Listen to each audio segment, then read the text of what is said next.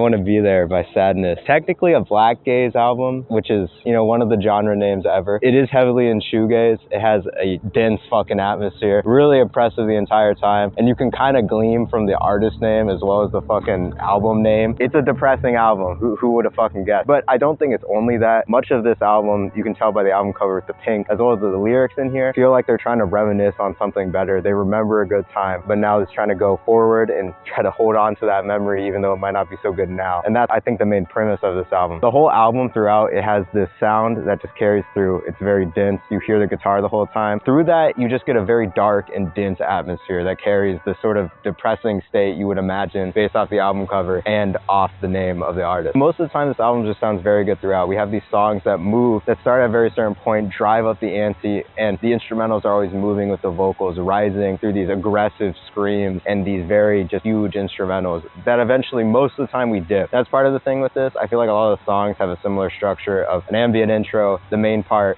ambient outro. I'd honestly prefer if some of these songs just ended on their highest moments and then led into the next song for the ambience. I think the structure would be a bit better. But that's not to say they're bad. All these songs are good. I think the album does a really good job in the beginning by just immediately opening up to the sound. There's a lot of vocal range in here, so we immediately in the first song hear the screamo elements as well as the other stuff. There's these softer moments, and of course the most popular song on here, which is the self-titled track. I think the reason for this is just the most interesting vocal moment in the album, those being these sort of choir-like vocals that are coming from everything else. Now, this being said, I think every song is good, and it carries this really dense atmosphere where there's always a guitar and these screaming vocals that just aid in this really oppressive atmosphere, with hints of like happiness in between on some songs, like the June Sky one, which is one of my favorites on the album. It sounds kind of the fucking same the whole time. It's a short album. It's like 40 minutes. It's like 5 songs, and it just carries that the entire time. It's a very similar sound. For better and worse, it has a very strict sort of sound the entire time, but it also makes it bleed into itself a lot, probably more so than it should.